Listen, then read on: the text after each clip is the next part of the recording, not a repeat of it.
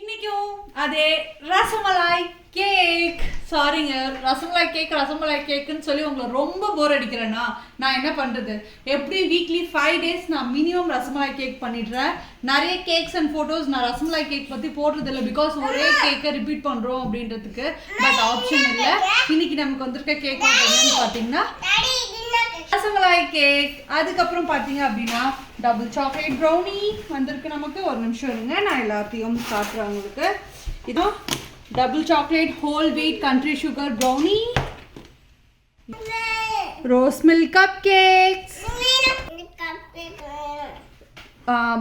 Country sugar whole wheat almond cookies, அப்புறம் அசாட், அதுக்கப்புறம் rasmalai பிஸ்தோஷியஸ் tea time cake.